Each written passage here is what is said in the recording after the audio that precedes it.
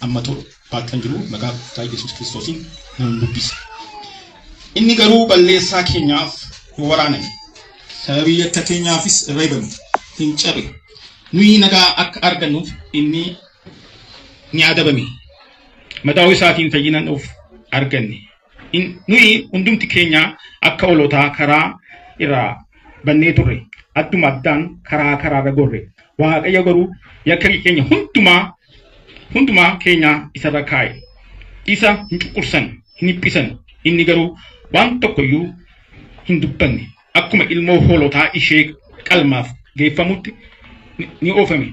Akkuma oolaan yommuu rifeensa irraa muranii cal jedhe. Inni calluma jedhee malee afaan isaa hin saaqanne. Ameen. Galanni Waaqayyoof haa ta'u. Inteenya Waaqayyoo sin eebbisu. Iddoon kuni Gooftaa keenya Yesuus Kiristoos baraka kumoofaa waa'ee Gooftaa keenya Yesuus Kiristoos waan inni irra ga'u kan dursee macaafa Isaayyaas boqonnaa 53 lakkoofsa 5 kan guutummaa isaa waa'ee Gooftaa keenya Yesuus Kiristoos dubbata. Raajiin gidiraa okiin hojii fayyinaa Gooftaa keenya Yesuus Kiristoos Masiichi Yesuus Kiristoos hojjetu macaafa qulqulluu keessatti kan itti dubbatame kan itti raajame haala inni keessa darbu kan itti dubbatamedha. Galanni Waaqayyoof haa ta'u. Akkas ta'e raajiin dubbatame kun akka raawwatuu fi Yesuus akka du'uu fi hangafa lubootaa fi Fariisota dabarfamee kenname. Inni garuu balleessaa keenyaaf sababii yakka keenyaaf reebame cabe malee yakka tokko godhee miti. Yesuus Kiristoos yakka tokko balleessaa tuntee sababii cubbuu addunyaa kanaaf jedheetu reebame dhiigi isaa dhangalee fannoo irratti fannifame. Kana raawwachuudhaaf immoo akka kun raawwatuuf immoo karaa eenyuun fayyadame? Karaa lubootaa Fariisotaa irratti kaa'ani. Gooftaa keenya Yesuus Kiristoos. Yesuus Kiristoos bara sana keessatti dinqii guddaa gaafa godhu, hojii guddaa gaafa hojjetu, bara sana keessatti immoo kakuu moofaa kan hordofan lubooti, hangafoota lubootaa, Fariisota jiru, barsiisota macaafaa, jaarsoliin bara sana keessa Yihudoota warra geggeessan turan. Gooftaa Yesuus Kiristoos wangeela Yohaannis boqonnaa 11 lakkoofsa 45 amma 57 yoo ilaaltanii lubi Qayyaafaa kan jedhamu bara sana keessatti akka paappaasitti jechuudha. Hojii hafuura hundumaa kan gaggeessu luba Qayyaafaa jedhamu, hangafa lubaa jedhamu. Isaan waa'ee Gooftaa Yesuus Kiristoos marii ta'an maaliif jedhani? Gooftaa Yesuus Kiristoos dinqii guddaa namni hundumtuu isaa wajjin yaa'ee isaan kophaatti hafan. Namni isaan duukaa hin jiru. Hundumtuu Yesuus Kiristoos duukaa bu'an dinqii fayyina guddaa macaafa raajichaa keessatti dubbatame sana gaafa ta'u akka jedhani hangafni lubootaa Qayyaafaa fi Fariisonni walga'ii waaman Yerusaalem keessatti bakka jiranii hundumti isaanii waldoolii biyya sana keessa turan walga'ii waamanii waa'ee Gooftaa Yesuus Kiristoos mari'achuu jalqaban. Akkas taanaan nuyi akkasitti tufufnaan callimnee ilaalaa kophaattamna. Namni hundumtuu isaanii wajjin ta'a. Waldaan manni qulqullummaa kanas immoo maal ta'a durkaa fuudha Roomaan jedhan yoo si ilaaltanii yoo dubbistan Yohaannis 11:47 50 amma 58 jechuun amma kan dubbachaa jiru sagalee Waaqayyoo jechuudha. Achirra jira. Isin dubbisuu dhiiseen yaada isaatiin itti maayira. Kanaafi haxxummaadhaanii nama kana qabsiisnu ajjeesnu qabnanii gubaa'ee isaaniitti yaa'ee walii galaa isaaniitti murteessan iddoo hundumaatii warri dhufan kun lubooti kun jechuudha. Maqaa Yesuus Kiristoos xureessuu jalqaban akka namni isaan baran deeme akka namni isa baran deeme Yesuus Kiristoositti kallattii hundumaan irratti duulan. Kanaafi Roomaa bara sana biyya sana kan bitu Yerusaalemii Israa'eliin sana kan bulchaa ture mootii Roomaa ture. Isaanii wajjinillee olitti buusuudhaaf ani mootiidha jedhaniitu maqaa isaa mootii wajjin iyyuu olitti fidanii akka mootii Roomaan irratti ka'ullee shira baay'ee xaxaa turan. Kanaaf shirri xaxamu kun immoo haala duwwaatuun ta'e keessaa fi haalatti itti xaxame Gooftaa Yesuus Kiristoos kanaaf jechuudha. Keessaa eenyutu ka'e? Yihudaa ka'e. Yesuus Kiristoos wajjin deema. Yesuus Kiristoos wajjin nyaata.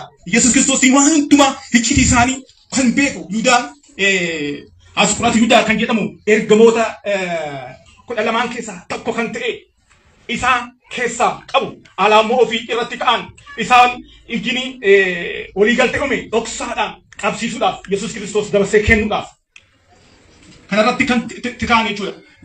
Yudaan kun immoo baay'ee horii jaallata. Baay'ee achi keessa gaafa turuyyuu karojoo mana qulqullummaa keessaa illee hin hata ture.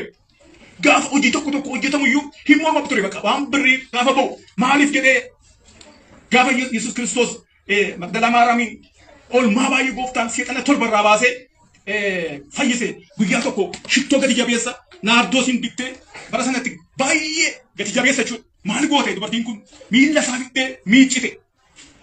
Miilla isaa miiccitee shittoon miilla lamaan isaatti dhiqxee booda rifeensa mataa isheetii immoo ulfina ishee jechuudha. Dubartootaaf maayini rifeensa baay'ee intinaa jedhu rifeensa isaaniitti jechuudha. Yoo agartan ishee rifeensa kanaatiin jechuudha. Nama duratti maal goote miilla isaa rifeensa isheetiin qoobsite.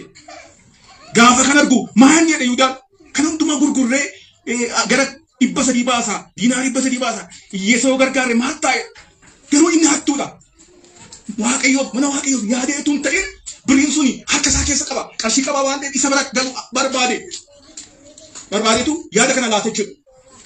Innaa miilla isaa ergii miicee booda yaada akkasii kenne jechuudha. Yaada akkasii kennan Yesuus Kiristoos irratti jechuudha. Kan inni waaqayyoof haa ta'u. Dabarsee jara kanatti kennuudhaaf immoo dhoksaa lamaatiin jedhama. Iccitiidhaan jaraa wajjin olii galeera. Birri baay'ee moo miti birri 30 duwwaadhaan olii gale. Namni kuni nama seexana itti galeera. Namni koo kan nama jibbu cal jedhee miti.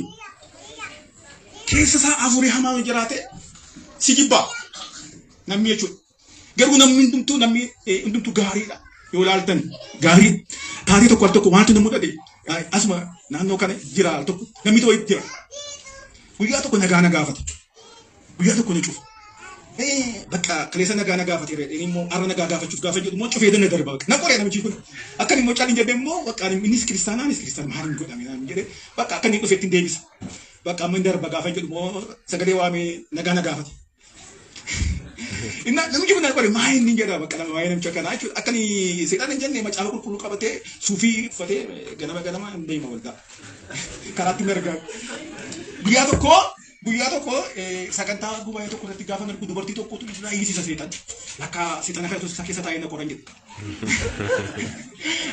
Namni gaafa waa tokko godhu jaallatee miti afur wayii irra jiraannaa jechuudha. Amma Yudaan kun afura keessa jira jechuudha. Kan birri jaallachiisu, kan gooftaa gamsiisu, akka gooftaa dabarsee kennu. Kanaaf Yudaa Yesuusin qabsiisuudhaaf garaa wajjin agriimentii birrii 30 galee jira. Egaa akka beeku Yudaan kun iccitii isaanii beeka. Yesuus Kiristoos akka keessa oolu beeka. Kadhannaa akka itti kadhatan eenyu waan beekuuf dhaqeetu hangafoota kana warra afaan wajjin walii galee iddoo inni jiru dhufe. Eessa ture inni yeroo baay'ee iddoo dhaaba Geetesemaanii jedhamu walitti kadhatu baran. Iddoo dhaabaa jechuudha. Iddoo haata jirtidha. Iddoo sana biratti yeroo baay'ee ergamooti gooftaa Yesuus Kiristoos kadhatu baran. Iddoo sana loltoota fidee dhufe. Loltoota mana qulqullummaa eegan isa qabsiisuudhaaf jechuudha. Eegan dhaqeen maal godhate isaaniin gaafan humbadhuuni namni humbadhu suni isa waan ta'eef isa qabaa jedha. Aga shirri isaanii keessa alaabaa isa keessa jecha inni keessa beekatti inni keessa baay'ee gadi jechuudha. Hin qabsiisu. Yesuus Kiristoosin. Egaa jalqabanii qabee loltoonni qaban immoo gara Hannaa geessa jechuudha. Gara Hannaa kan jedhamu yakkanatti banuu barbaadan. Yesuus yaa'ii warra Yihuudootaa duratti dhiyaate. Yaa'ii isaanii duratti dhiyaate gaaffii isa gaafachuuf jedhu jechuudha. Gaaffii isa gaafachuuf jedhu. Yaa'ii isaanii duratti jechuudha. Jalqaba maal jedhanii yaa'ii dhaabaniitu yaa'ii sana irratti murtaa'e yaa'een kun Yihuudoota iddoo hundumaa dhufanii namni kun dinqiif taammaraatii godhee saba keenya nurraa jallisee namni hundumtuu nu duwwaa fudheera mana duwwaa tafe namni jibutaan immoo mootummaan Roomaa dhufe mana kana nurraa fuudha mana qulqullummaa kana nurraa fuudha sabii qabdan hin jedheetu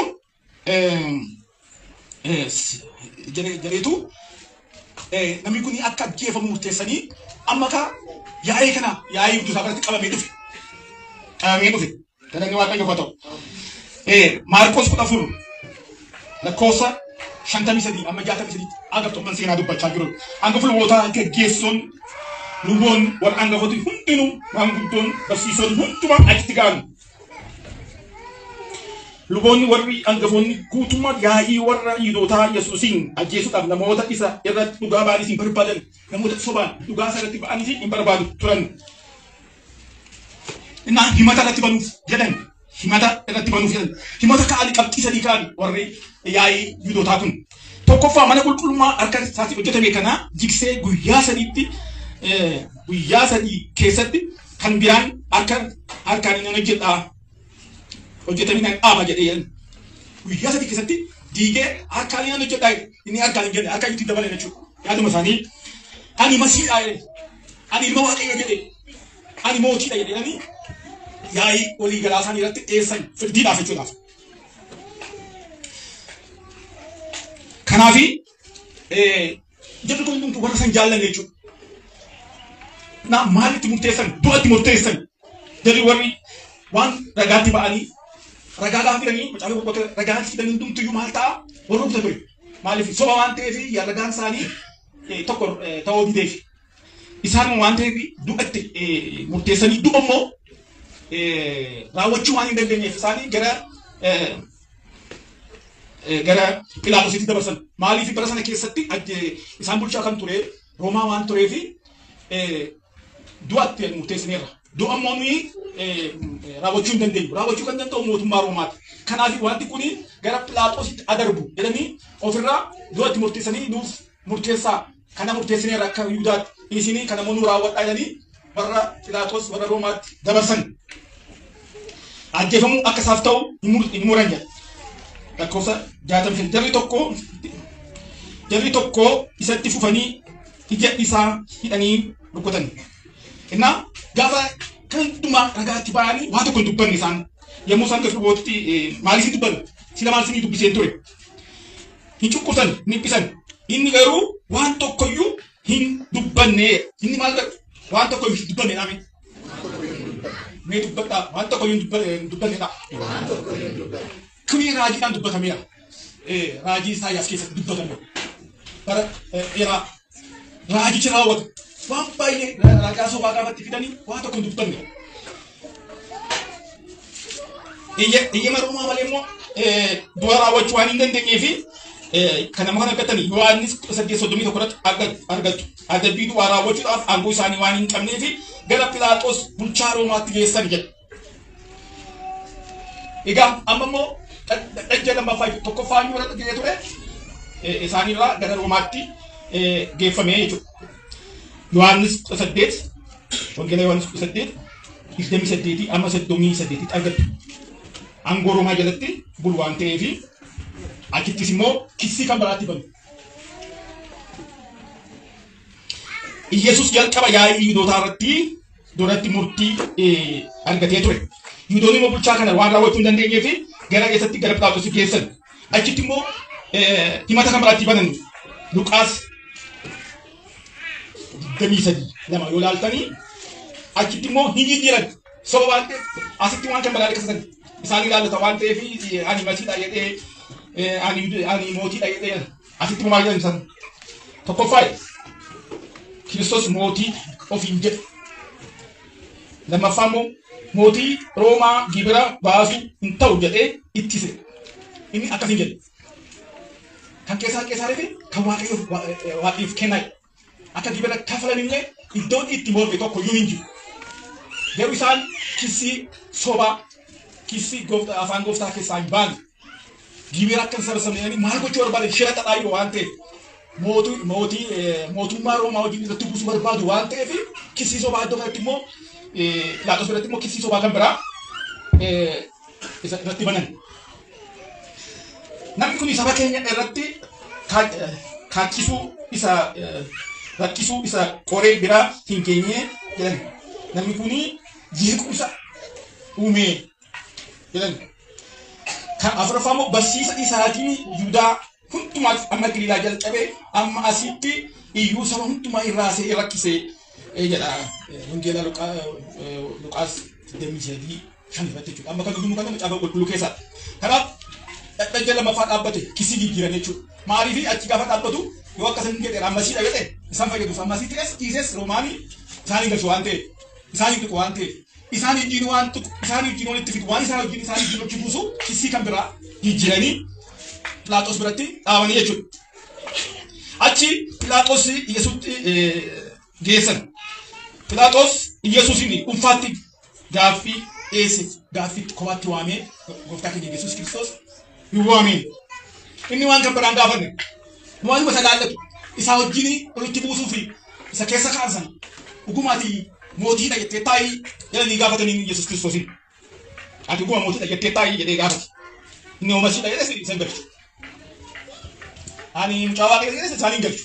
Bara sana keessatti ganaa wangeelli Roomaan fa'aa bara kakumoo fa'aa keessa waan ta'eef kakumoo fa'aa keessa sabii kun kan gale karaa Yesuus Kiristoos du'ee du'aa ta'ee saba hundumaa gara wangeelaatti dhufan. Isaan yeroo sana isaan wangeelan hin beekan waan ta'eef hin gaafatan.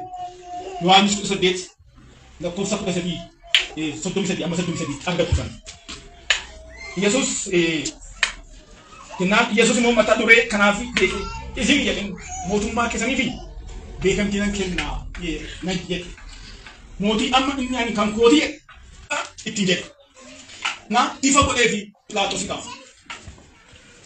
Sana booda inni immoo waan hundumaa ergii qoree ilaalee booda Maarqos 5 irratti inni immoo luboonni warra hangafoonni hadheessuudhaa fi dabarsanii akka isa kennanii baree akka soba ta'e bare isa dhiisanii jibbaanii akka kennanii baree ani nama kana irratti akka tokko illee naggarree Luqaas 23:4 nama kana irratti yakka tokko illee hin agarree. Kanaaf waggaa waggaatti immoo nama tokko hiika ture hidhamtoota keessaa gooftaa mootummaan Roomaa. Pilaaxoos Yesuus hiikuudhaaf yaalii godhe waan qulqulluu nama qulqulluu waan ta'eef badii tokko waan irratti hin agarree fi isaan sun immoo hinaaffaarraan ka'anii waan isa jibbanii fi hiisisuu ajjeesisuu waan barbaadanii fi waan bareefi hiikuu barbaade. Sababa godhachuu barbaade immoo sababii isaa immoo waggaattan tokko inni qaba namni tokko jechuudha. Inni qaba nama lama filannoof dhiyeesse. Tokko barbaadidha. Gooftaa Yesuus Kiristoos barbaadni kun nama ajjeese kan hidhame zaraafii ta'e kan hidhamee fi gooftaa Yesuus Kiristoos isa hojii saba kana irratti gaafa dhiyeessu eenyu isin hiikuu jennaan barbaadni ni kaa'e. Lakki Yesuus hiikuu barbaadanis lakki tuuti hangafa lubootaa fi kakkaafame keessa jira tuuti warra luboota warra barsiisota kakkaafamanii dhufan sabii sun waan ta'eef isarratti ka'an jechuudha. Akka inni du'u maatiin fiilmii isaanii agartanii yissaqale jechuun afaan ifamu jechuudha. Afaanii Ibraayistiin Amaariffaanis immoo tokko jechuudha. Fiilmii isaanii agartan jechuudha. Afaan ifamu jalqaba duuti murtaa'e. Amma immoo afaan ifamu jedhan bartee waggaatti nama tokko hiikuu qaba turan.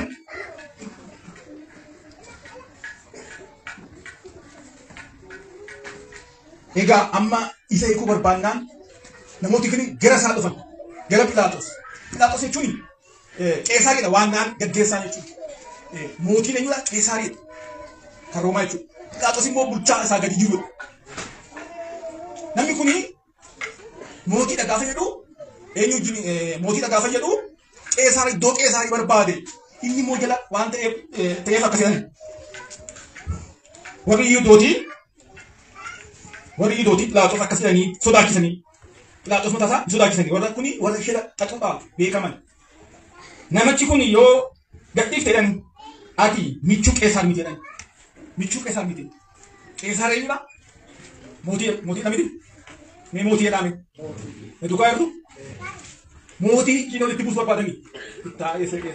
Gaggeessaa Pilaaxoos. Akka inni gadhiifne inni mataa isaanii sodaate jechuudha. Yesuus Kiristoositti badanii sobaan fidanii gaafa isaan didu isayyuu namni tokko waa galtanii si lola gaafa immoo diddu si dabalee lola akkas isa si loluu jalqabanii ammas namni mootiidha ofiin jedhu Qeesaariin morma namni ofii Qeesaariin morma atis Qeesaariin mormi isaatti jedhan kaka'umsa namaa gaafa argu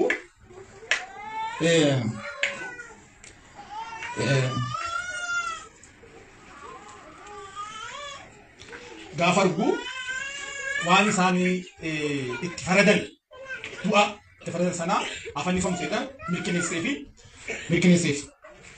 Yohaannis 19 maaltu argama. Kanarraa kan ka'e Pilaaxoos isa gadhiisuudhaaf Ameen warri Yihuudootaa garuu namichi kuni yoo gadhiifte atis fira mootii warra Roomaa miti. Namni ofiin isaa mootii of godhu hundinuu mootii warra Roomaa morkaa jedhanii iyyan. Kanaafi Barbaa nuuf gadhiisidhan.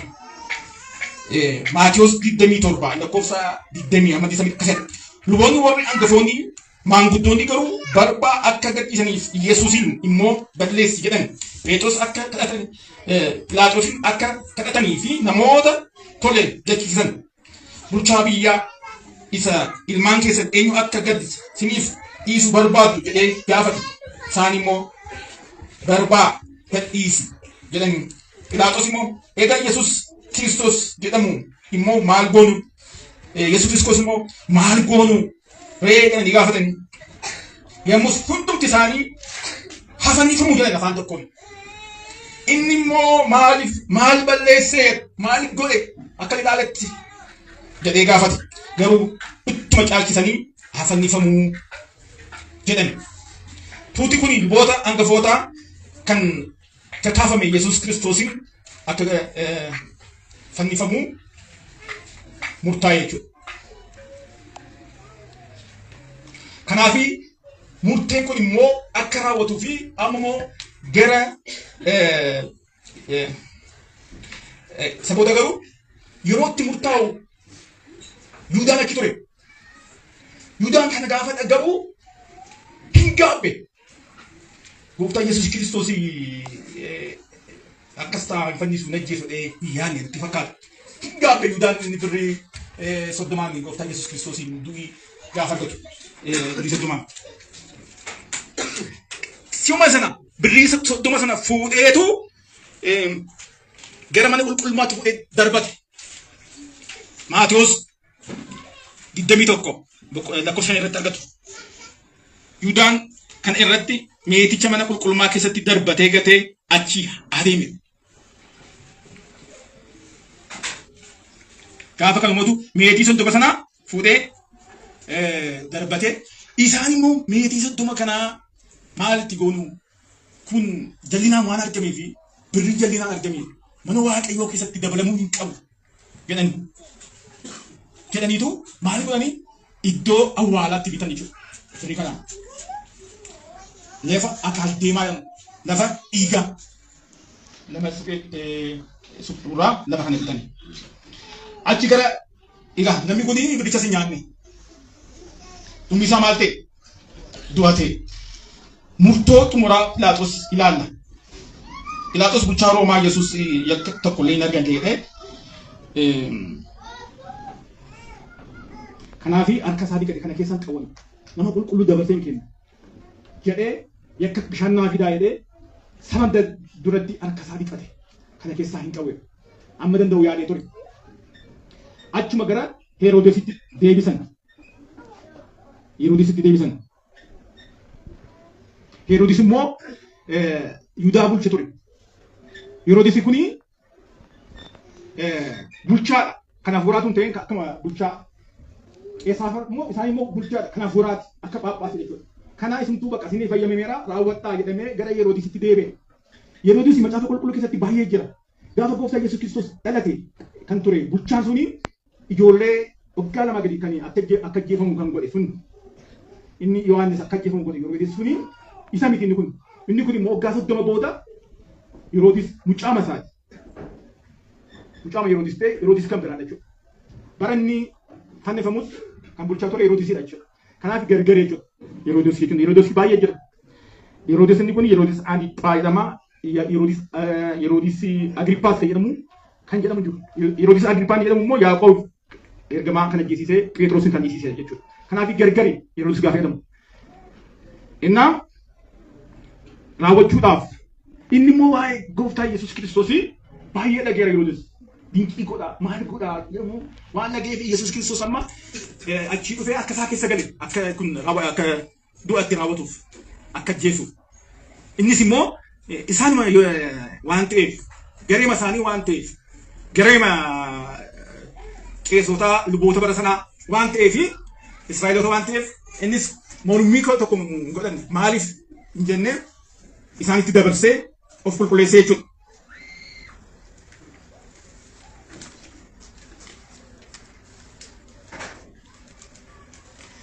Kanaafi murtii kana raawwachuudhaaf loltoota Heroos luboonni fannoo baachisanii Yesuus Kiristoosii gara isatti geessanii gara Golgootaatti geessa jechuudha. Murtii kana xaddacha lama sadaffaa dhufee murtaa'uu kana eessatti raawwachiisuu deemanii gara Golgootaa deeman jechuudha.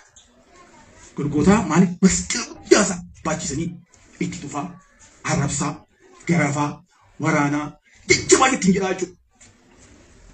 Ittiin jechaa gara Golgootaa iddoo Yerusaalem keessaa baate jechuudha. Golgootaa fi Qaraaniyoon tokkuma maqaan isaanii jechuudha. Golgootaan afaan Araamaayikiidhaan, afaan Laatiinaan immoo Qaraaniyoo jedhama. Idduma sana jechuudha. Idduma sanatti raawwate fudhanii deemaa turan jechuudha. Achitti irreebamee qorumsa garaagaraatti irra ga'e Maatiyos 27 lakkoofsa 27 yoo ilaaltan jechuudha. Achitti itti geessan jechuudha. Amma akka isaanii keessa galu. Akka Fariisotaa keessa galu, akka Yihuudootaa keessa galu, akka hangafa lubootaa keessa galu, akka barbaadan itti geessaa, arrabsaa, sirbaa, wacaa Yesuus Kiristoosiin gatii guddaa nutti baase. Nuyi gaafa dhumnee teenyuun gatii nutti ba'ee. Gatii kana hundumaa Yesuus Kiristoos. Silaa gatii kana kan fudhannu nuyi ture. Maaliif gatii cubbuu keenyaa kaffalaa jira jechuudha. Na loltooti gonfoo qoraattii hojjetanii mataa isarra ka'anii ulees harkatti kennanii harka mirgatti qabsiisanii fuula isaa dura jilbeeffatanii mootii Yihudaa jedhanii mataa barreeffanii ka'anii yaa mootii Yihudaa jedhanii itti qaladu hin jilbeeffatu mee of oolchisi nuus jedhanii itti dubbatu. Yesuus itti tufanidha. Maatiyos 27 mataa fi fuula isaa rukutan hin kafalan qaama hundumaa qaama miiraa dararanii isa salphisan qullaasaa itti geessan. Akka macaafa qulqulluu jedhutti achi baachisanii maal godhan masqala irratti ol baasan. Achirratti illee mismaaraan akka isaa miilla isaa rukutanii hidhan jechuudha. Maatiyos 27:31. Achirratti itti qoosu inni garuu siqaayee guddaa nuyi gatii keenya kan itti baase gatii siqaayee guddaa baase malee akkasumatti miti gooftaan Yesuus Kiristoos. Kan hundumaa gooftaan keenya Yesuus Kiristoos jecha tokko yoo dubbatu kan hundumaa hambisuu danda'a, dhiisuu danda'a. Akka keenya fooniin yoo ta'e garuu inni ergama abbaa isaa qabatee dhufe. Akkas ta'uun giddii waan ta'eef akkas taanaan karaa ittiin nu fayyadu karaa nuuf mijeessaa jira waan ta'eef dhiphina keenya fudhachaa jira waan ta'eef jaallatee tu namni isa jiqqisiisi jaalala anaaf siniif qabuuf irraa kan ka'e gatii kana baasaa ture gooftaan keenya Yesuus Kiristoos. Innaa masqala irratti dhiiga isaa xuruurfate. Ati isa mana qulqullummaa jigsitee guyyaa sadiitti ijaaru miti jedhanii mee of oolchi fannoo irraas gadi jedha. Inni bukkee jirus akkasitti jedha. Wanbadeetu lamatu gidduu nama qulqulluu fannisan mee of oolchi nus oolchi jedhanii tokko. Itti geessu ture baqa waan hundumaa jedhamu geesse hundumaa irratti geessan jechuudha. Innaa hin fannifame. Fannifamuun isaa immoo sa'aatii sadiitti ganama sa'aatii sadii irratti fannifame. Yakkamoota gidduu fannifamuun isaa immoo raajii isatti dubbatamedha. Isaayyaas 53:12. Sina masa dubbise sana gadi dubbistanii yakkamoota gidduu akka fannifamu raajiin dubbatamee ture. Raajii sunis immoo hin raawwatu. Sa'aatii sadii kaasee hanga sa'aatii jaa kaasee amma sa'aatii sagalii dukkanni limixii ta'e lafti hundumtuu jechuudha. Gaafa gooftaan Yesuus Kiristoos siqaayee kana argu sa'aatii kana kaasee limixii ta'e jechuudha. Uumamillee ifa laachuu didde. Sa'aatii gooftaan immoo Waaqayyoon kadhachuu jalqabe. Elooyi sabaa sakattaanii jedhee Waaqayyoo koo maaliif na dhiiste jedhe. Raajiin kun immoo kan dubbatame faarfannaa 22 argame. Maaliif na dhiiste? Yeroo raawwate kunis jedhe. Namooti tokko Eeliyaasin waamaa jira. Namni tokko jedhanii dubbataa turan.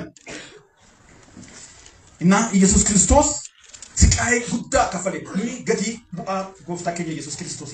Gaafa nuyi akkasitti babbarannee as teenyu akkas gaafa teessanu nuyi mootummaa Waaqayyoo gaafa gallu qoosaatti miti jechuudha. Gatii itti kaffalameera. Siqaa'ee guddaa kaffalameera. Ameen.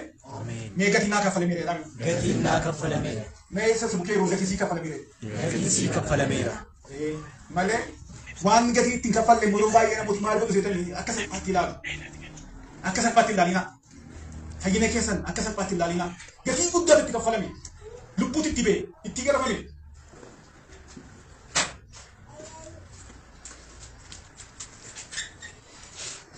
Wangeela Yohaanis lakkoofsa 9 irratti Yesuus daadhiidhaan gagga'aa sanaa erga afaanitti qabee booddee maal godhe waan gaggaa waan hin dhugamne masqala sanatti akka dinqisiisanii jechuudha. Bakka sa'aatii sanatti dhiphina guddaa ta'e lafti sii dukkanaa'e. Innaa yaa abbaa koo afur koo harka keetiin kennadhaa jedhee utuu inni kana dubbatu afurii isaa keessaa yaa'e. Yeroo sanatti golgaan mana qulqullummaa olii amma gadiitti iddoo lamatti tarsa'e fiixaan ba'eera. Mataa isaa jallise afurii isaa keessaa ba'e. Lubbuu isaa keessaa ba'e. Galanni Waaqayyoof haa ta'u. Golgaan mana qulqullummaa maal ta'e? Hin tarsee. Bara durii keessatti mana qulqullummaa kan galu hangafa lubaa dubbaa namni kamiyyuu hin galu. Isayyuu aarsaa namootaaf dhiyeessuudhaaf cubbuu hundumaaf biyyaaf waldaaf kan dhiyeessu bara sana luba haroonfaa turan. Mana qulqullummaa jedhama. Quddusaan jedhama. Achi keessa bakka Waaqayyoo argamu. Golgaan mana qulqullummaa sun gaafa tarsa'u gaafa lubni suni achi mana qulqullummaa galu mudhii isaa hidhameetu dinqatanii cubbuu hojjete. Waaqayyo achi sarkuta waan ta'eef namni kamiyyuu galuu waan hin dandeenyeef hidhamee alaa moo namooti isa harkisanii baasuu malee namni kamiyyuu galuu hin danda'u. Yeroo sanatti maal godha? Ixaanaa fa'aa aarsa. Achi mana qulqullummaa keessa galanii ixaanaa fa'aa, hoolaa fa'aa, xubbaallaa fa'aa kanaaf biyyaa fi kanaaf hidhee saba hundumaaf akka cubbuu hundumaatti ixaanaa aarsaa. Aarsaa immoo sana immoo bobeessa jechuudha. Akka gubatee Waaqayyoof aarsaa ta'u. Bara sana keessatti maaltu ta'e? Cubbuun kan namaaf hin dhiifamu akkasiin ammatu cubbuu balleessitee jennaan maal goota? Hoolaa akkasii ibiddaa akkas sibiilantaa ibiddaa lubni mana qulqullummaa keessatti iddoo kee fi gubee maal godha? Aarsaa dhiyeessa. Amma maal ta'e? Sanatti tassa'e. Amma kanaan booda namni kamiyyuu galuu danda'a. Karaa Yesuus Kiristoos. Ameen. Golgaan tassa'eera. Ameen. Karaa isaa fayyina arganne. Karaa isaa fayyina arganne. Karaan dhugaa eenyudha? Isadha. Dura namni kami kan hin galle. Amma karaa golgaan kun hiikii isaa tassaa'uun isaa banaa ta'e namni kamiyyuu akka mootummaa kadhachuu danda'utti. Namni hundumtuu luba akka ta'u. Amma bara koo moofaa keessatti eenyudha? Hundumti keenya lubadha. Hundumti keenya kadhachuu dandeenya. Hundumti keenya Waaqayyo nu dhaga'a. Yoo karaa Yesuus Kiristoos maaliif golgaa kanatti tasseega? Dur garuu namni kamiyyuu hin galu ture. Kan galu luba duwwaadha. Lubatti deemtee cubbuu kee himatta. Kanatu nu aafe. Ameen. Kanatu sirraa kee. Ayyaana kanaan kanatu sirraa kee. Isatu nuuf du'e. Yesuus Kiristoos si du'eetu karaa sii bane. Karaa sii saaqe. Nuuf Waaqayyo gidduu danqaa kan ta'e hundumtu kanarraa kan ka'e hin ka'e. Danqaan hin jiru amma. Qaxxitaa Yesuus Kiristoos argachuu dandeenya. Qaxxitaa Waaqayyo argachuu dandeenya. Qaxxitaa eegarratti dhagahamuu dandeessa. Dur garuu akkas hin turre. Duri karaa lubaa malee, karaa nafsa abbaatii malee, yoo ati karate inni sii karate malee hin turre. Garuu Waaqayyo Yesuus Kiristoos kana hambise. Bara kakuu haaraa kana keessatti. Amma ni hoolaa qallu hin qabnu. Faasikaan keenya Kiristoos nuuf qalameera. Mee faasikaan keenya Kiristoos nuuf qalameera jedhami. Faasikaan keenya Kiristoos nuuf qalameera. Faasikaan keenya Kiristoos nuuf qalameera jedhami. Kanaaf inni hojii guddaa hojjetame kana. Kanaaf ba'aa nurraati. Galanni Waaqayyoof haa ta'u. Ibroota 10 lakkoofsa 9 mataa keessatti. Egaa yaa obbola tokko Yesuus dhiiga isaa nuuf dhangalaasuu isaatiin garaa iddoo isa hundumaa caalu qulqullummaa galuudhaa fi ija jabina qabna. Durii galuu hin danda'amu. Eenyutu dhiiga isii dhangalaasa? Eenyutu isii dhangalaasa? Naa biyya kamii? Mee Yesuus jedhame? Yesuus. Eenyutu dhiiga isii dhangalaasa? Yesuus. Kanafi mana qulqullummaa galuudhaa fi mal ija jabina qabne ibroota kudhan sagalee amadii damaatti dubbifataa malatti inni foon isaatiin karaa haaraa karaa yeroo hundumaa jiraatu golgala sana keessa nuuf bane maal nu godhe golgaa sana maal nu godhe nuuf bane karaa fi bane mee karaa naa bane dhaame golgaa kana tarsaati gaafa Yesuus Kiristoos maal jedhe raawwateera fiixaan beera tafessame gaafa jedhu karaa si bane karaan Kristos duwwaadha. Karaan dhugaan isa duwwaadha. Kanaan booda karaa kan biraan kan karaa fayyinaa fi jennee waan adda addaa soomsalootiidhaan kallattii garaagaraatiin biyya fagoo akka warri kaan dhaqnee akka kaan gadaamii galuun hin barbaachisu karaan tokko nu banameera. Karaan nu banameera jedhamee karaan tokkichi nu banameera. Karichis Yesuus Kiristoosidha. Karichis ana Yesuus Kiristoos. Ana malee gara mootummaa Waaqayyoo garuu hin danda'amu. Kanaafika isa karaa ban karaa inni nu saaqee karaatti galla malee karaa keenyaanii garuu carraaquun dadhabuun bara 2002 dura hafe jechuudha. Dhugaa kana garuu baay'een isaanii hin gallee fi seexanni hin kabaju akkuma durii walaa qalatu akkuma durii sanaa oolaa aarsaa godhu akkuma durii sanaa godhu garuu karaan isaa seexanni irraa gaddiseera. Nuyi oolaan keenya Kiristoos nu qaleera. Inni karaa nu bane Kiristoos nu qaleera. Amma oolaan nu aarsaa gomni ni jiru. Ndaaqoo qallu hin jiru. Garuu nyaacha barbaadanii qalanna. Nyaachuudhaaf malee. Aarsaan goomu. Aarsaan keenya bakka bu'ee madaalaamiin addunyaan biyya lafaa kana al tokko kan fayyise Yesuus Kiristoosidha. Ameen. Biyya lafaa kana hundumaa yoo fudhatanii karaa kanaan deemuu danda'u. Golgaan kun isaanii banameera. Dur Haaroon duwwaa gala ture. Haaroon isa iyyuu hidhamee gala jiru. Dhaqeetu karannaa karata ayooluudhaaf kana dhiisi kana hoggantan tokko ofiis dhiyeessee dur akka rukutamneef. Fuula Waaqayyo qulqulluu waan ta'eef maaliif qulqulluu ta'a waan jedhuuf fuula Waaqayyo dhaabbachuudhaaf qulqulluu ta'uu waan qabuuf ofii isaatii aarsaa dhiyeessee ixaana aarsee kanaaf nuyi amma wanta kakuu moofaa keessa ture kan inni raawwanne ixaana aarsuufaa maal garagaraa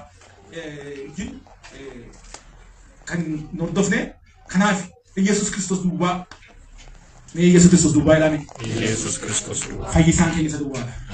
Karaan kan biraan hin jiru. Kanaaf du'uunsaa gaafa inni du'u seexanni akka kan hin taaneef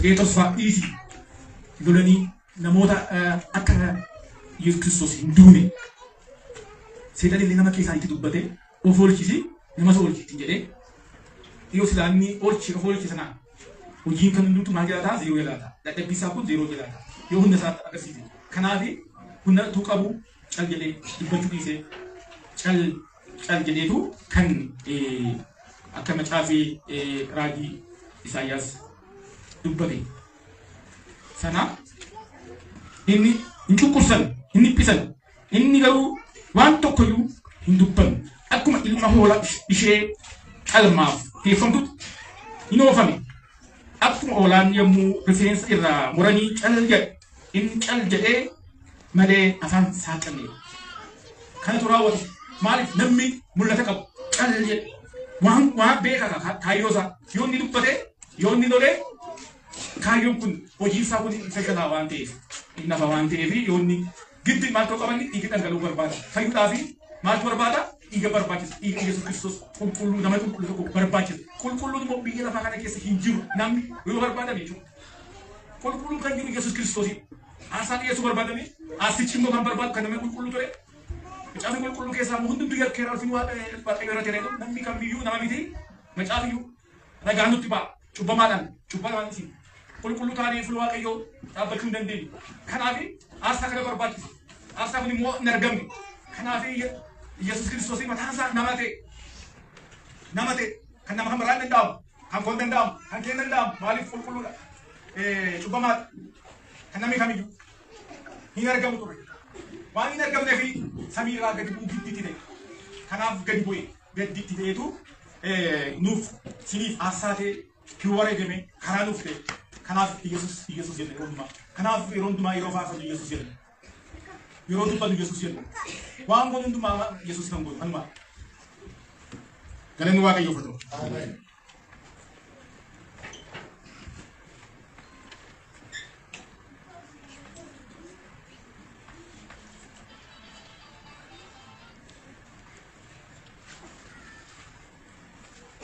ኢየሱስ ክርስቶስ ዱዓ ኬራ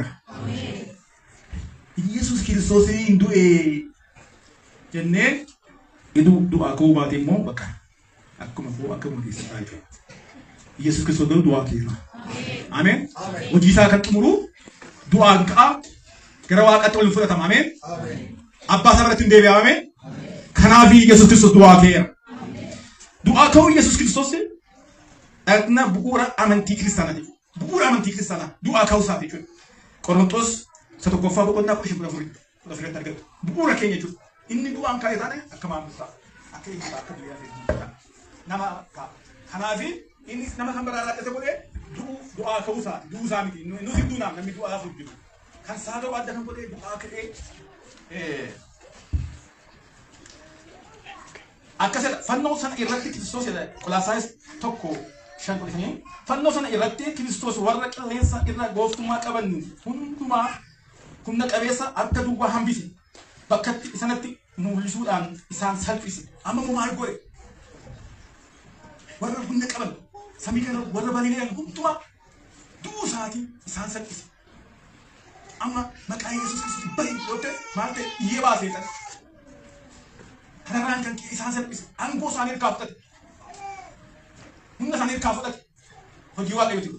Karena isan servis ya, dua alat timoy, Yesus Kristus mana timoy, dua alat, dua kan dua mana, dua bara muncul. Kalau tuh si lakukan satu ko, mau pernah pun lakukan sih tapi saya tapi tuh baterti, moichike mere yadwa arfinke mere yadwa kene chafa mi jere arfin dua nama of cubu kan humna cubu tafse durani foni ni duna afurani sinduna tobe lubun kenya sindua tobe gofta Yesus Kristos oji kana nu rawachu bate umurin kenya abgashan tama torbatama sadetama yoma kamba ya tibba jane hinduna tobe ጋፈቱን ወጣችሁት ሲናን ከኛ ፈቶይ ገሩ ኢየሱስ ክርስቶስ ዱአ ሞይ ዱሳቲ ዱአ ከሞይ ዱአ ኮ ዱአ አዱኛ ከና ሞይ ወቀሰቲ አማኒ ፍዲቲ ፍረደም ዱይ ፍረደም ሂጁ ነሚ ኢየሱስ ክርስቶስ አማኒ ሁንዱምቱ ሞቱማ ዋቀዩ ይገል በራ ነሚ ሁንዱምቱ አይንዱ በደሮ ባይ ገሩ ወጂ ገሩ ባይ ሞ ከነማ ገድሽ ክርስቲያኖቲ ባይ ሞ ወጂ ጋር እናገፍይዘን አተወረካሊ Uji gari, magargaru, maali fayyinera, mootummaa waaqayyoo galleera jedhani. Jedhanii waan yaadaniif hojii gaarii hojjetan. Garuu namni hojii waaqayyoo hojjete, deddeebi'ee hojjete, shillimaata gosoota gonfoo shan macaafa qulqulluu keessatti caqasamee jira jechuudha. Namni sadarkaadhaan hojii mana waaqayyoo horii isaatiin, hunda isaatiin, tajaajilaan kallattii hundumaatiin wanti waaqayyoo hojjete waaqayyoo biratti hin galmeeffamaaf. Nuyi mootummaa waaqayyootti galuudhaaf akka warra kaanii jechuudha. Warra kaanii ofii yaadanii tun ta'in namaa yaadu sana yaadanii ofii yaadanii amma yeessa gaafa arganii waaqayyoo guyyaa sana naa lakkaa naa barreessa guyyaa afurtii sanatti namni kan hojjeteera jedhanii maal baasu 40 fa'aa 80 fa'aa gaafa dhaqanii birrii abbaa kun tokko tokko fa'aa kennaa dhaqu waan akkasii godhu namni suni maaliif isin gootan maaliif isin gootu yoo goone waaqayyoo biraa arganna waaqayyoo biraa argatu yoo gootanii waaqayyoo argitan keessatti yoo gootanis nama iyisa namoota akka godina achi keessa nama tokko yoo godani akka naa gooteetti lakkaa'e al tokko namicha ho'iif Yesus Kristos sooressa tokko mana kennu faatiin eegi jedhe Yesus Kristos inni fedhe mana isaa bareechee taa'ee dhufe al tokko namni tokko mana isaa dhufe ituma inni taa'ee jiru bishaan dheeboo jedhani bishaan inni wadi gaafedhu namni suni bishaan kenneef tokko moo inni dhufe hin rukute fiigee gaafa balu Yesus Kristos dhufee gaafa balu nama kan biraa hiyyeessa kan biraa በቃ ነምቤ እና ኢሳይያስ ያተከን ተቆሞ አኩማ kana ፈተሙን ፈቅ ለና ፈተከን በቃ ኢየሱስ ክርስቶስ ነው ሂንዱፍኒ በቃ ሂንገደ ጉያዱቱ ክርስቶስን ኤጌ ታበየቹ አርጌ ጎፍታ ኢየሱስ ክርስቶስ ማሪፍ ጡነቲ ሲኤጌን ለጠበየ አቲና ነገረ ማለ ሲያሰዲ ዱፌራ የለን ኢየሱስ ክርስቶስ ኤቦን ኤኑፌ ቤሌ ዱፌ ዳሂ ዱፌ ነው ሲስቴ ከናቢ ከይሮቦኑ ዋቀዩ ጎና ከናብ dubarratti kan nama baay'ee hin gammachiisne amalli warra qeente nama gargaaruun barbaadan kennuun barbaadan hiyyeessa gargaaruun barbaadan maaliif hin fayyineerra jedhanii waan yaadu garuu gochuun akka nu jiru macaafi qulqulluu hin dubbatu. Kanaaf gaafa nuyi waaqayyo bira deemnu immoo maal arganna? Gonfoo arganna. Yeroo akkam godhan iyyuu gonfoo argatan. Maaliif hin galle kan mootummaa waaqayyo? Mootummaa waaqayyo hin galle waan ta'eef mo'ammee godhan iyyuu mootummaa waaqayyo galuu hin danda'an. Kan isaanii akkasuma. Garuu nuyi warri fayyina hojjenne immoo waaqayyo garaa gonfoo arganna. Hojii waaqayyo warra hojjenne namoota waaqayyo waan hundumaa keessa akka sagalee waaqayyo namni giraatee fi shillimaata gonfoo akiliili yoo warqa akiliili waan baay'ee jira kan qulqulluu keessatti. Kanaaf hojii gaarii hojjechuun gaariidha akka na gooftaan Yesuus Kiristoos maal siin jedhee du'a moo'i yoo duule jireenya bara baraa gala jireenya bara garaa akka jennu ameen dure si waliin galle tokko Yesuus Kiristoos du'ee waaqee golgaan mana qulqullummaa tarsaa'u mana qulqullummaa jechuun koo mana sagadaa kana keessa mana qulqullummaa keessa galaa amma kun quddusaan jedhama iddoon kun iddoo aarsaa sun immoo quddusaan jedhama mana qulqullummaa qulqulluu jedhama isatu gaafa galamu magaalaa qaba namni kamiyyuu qeesiin kamiyyuu namni kamiyyuu galu miidhagina keessa nama tokko gala nama tokko duwwaa gala aaroon duwwaa gala yoo inni immoo umriin isaa darbee immoo hin jijjiirama nama tokko duwwaa isatu gala sa namni tokko duwwaa galu addunyaan hunduma akka galu godhe Yesuus Kiristoos akka kanattu jallisisi namni karaa kanaa hiikisaa jechuudha malee tarsaa eegaa fayyadamu kumatti miti kanaaf tarsoo Yesuus Kiristoos hojii guddaa hojjete du'a moo'e doogo achi Yesuus Kiristoos hin du'e gaafa du'u immoo namni yoo fidhamu sooressi tokko ture reeffa isaa fuudheetu karate lubbuun isaa achi gaafa ba'u jechuudha wangeela Maatiyos boqonnaa 57 amma 60 dubbisa iyya sooressi mandara Armaatiyaa Yoosef jedhamu tokko dhufee namichi kun ofumaa isaatti bartuu Yesuus ta'e inni Phiilaaxoos bira dhaqee reefficha fuudhee warra reeffa quncee teebaa irraa dhaameen kafanee awwaala isaa reefuu ofii isaatiif gara dhagaa keessatti tolfate keessa kaa'e namichi kun sooressa waan ta'eef gaara dhagaadhaan hojjetamu keessatti fudhatee achi keessa kaa'e.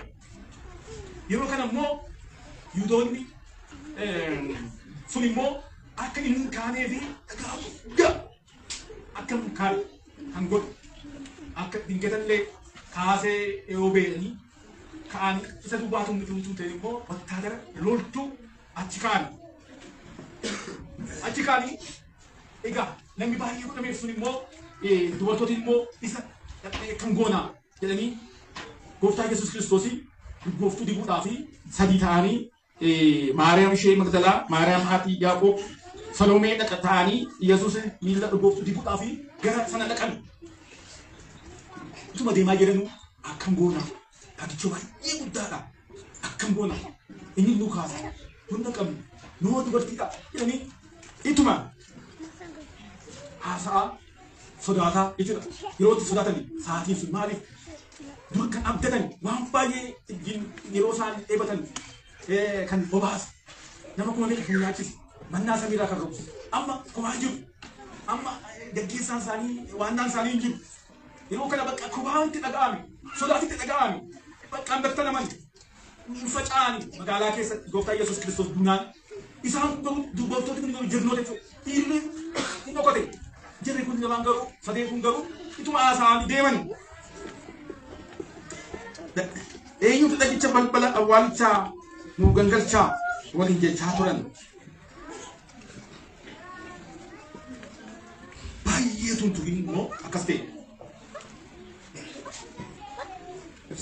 sochii lafaa guddaa ta'e yookiin kirkira lafaa ta'e Maatiyos 28 lakkoofsa 1-2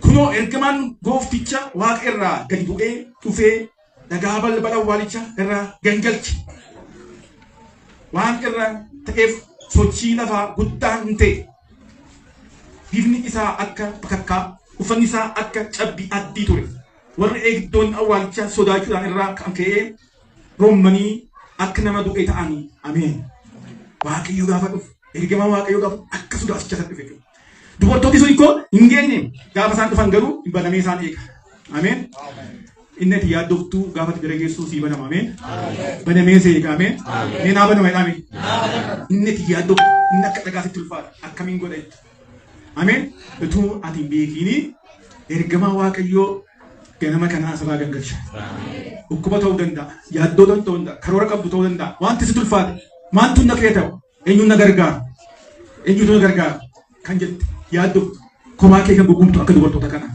كنا ما كنا سيراكا مين راكا يا نبي أفوري سنين نجت أمس آمين أو أتشماني أول أكم أولي تانين درجة قوتو تكوار كفتة أجن أمك جابا إنسان أيوة تلاقي شيء بالبلا نوف بيعال شاولين جتاتهم لكن كباية بودا توري إتما هيك أنا يوم إلى لاني إمو لكن كبالبلا والشا قال فميار غني آمين آمين قال نواك يفتو إنتوا ماشي واك يسوع قال قالش آمين إنتوا سودان نمسان واك يوام قدو بيه آمين وايك أكثر قانقل قالش مالي واك يوايك إما قال شو كم إما سراك شو كم قال نواك يفتو إيجا أولي يلكوا يسوع كريستوس تمولته إنسان مارا ميلاف أجي أول أكما أولي تانين تجد كيسي بكو uffata gad dheeraa adii uffatee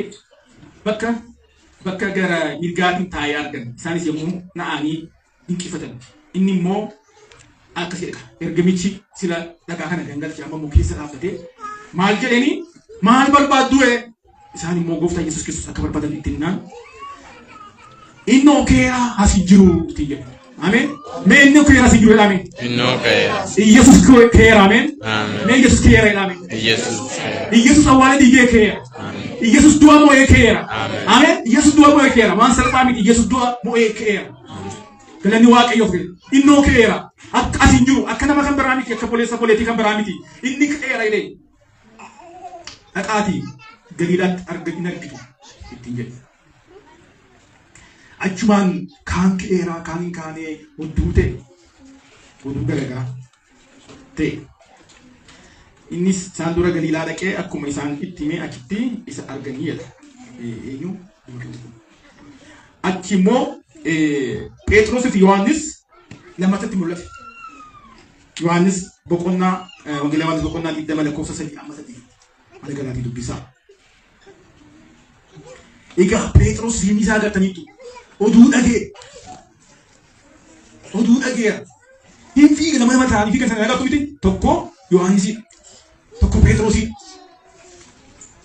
hin fiiga Petros balbala bara ga'e gaafa Petros miti Yohaannis kan sodaate Petros immoo dubarraa ka'eetu dursee seenu yommus Petrosii fi bartuun inni ka'anii ba'anii gara awwaalchaa dhaqan isaan lamaan walii wajjin fiigan bartuun inni tokko garuu Petros dura darbee fiige dafee awwaalchaa bira ga'e isaanis gadi ba'anii kafana achitti akka jiru argani malee keessa hin linne Simoon Petros immoo isa booddeedhaan dhufee achumaan awwaalcha ol qixee kafanicha achi kaa'ame arge erbee mataa Yesuus irraa ture arge malee kafanicha wajjin hin kaa'amne dachaafamee kophaatti iddoo tokko ture kana booddee bartoonni inni kunni inni Petros dura awwaala bira ga'an turee fi achi keessa lixanii arganii ameen kanaaf Yesuus Kiristoos du'aa keera tokko namni Toomaas jedhamu hin amanu kana hin amanu jira namni akkasii hin amanu baqa Yesuus Kiristoos itti mul'atu hin amanu harkaan tuqee malee kottu na tuqee ilaalee amanu warri tun argini namanne biswaan naachuu dha macaafa gurguru kanaafi namoota gara 500 mul'atu guyyaa 40 keessatti gooftaa Yesuus Kiristoos du'aa kee biyya lafaarra guyyaa 40 deddeebi'aa ture sana gidduutti Qorontos boqonnaa tokko lakkoofsa 15 amma 16 yoo ilaaltan nama 500 mul'ate yeroo qabu bisuuti nama 500 mul'ate gooftaan keenya Yesuus Kiristoos kanaaf dhugumaan Yesuus Kiristoos keera Me duguma Yesus Kristus kira lami. Duguma Yesus Kristus kira. Duguma Yesus kira naman tabi. Me duguma. Arram misalnya ni. Misal magana tanya tu. Ya ada mana itu? Karena abi Yesus Kristus gua afur tabi kira fara di ore boda. Debe boda. Malte gara wakatul fuka tabi. gara waaqaatti ol fudhatan naqaati maqaa abbaatti ilmaatti fira qulqulluu cuubaa sama hundumaa bakka tokko godhaa jedhee xumurame galanni waaqayyoof haa ta'u yaa waaqayyo gooftaa galanni siif haa ta'u maqaan kee ol faa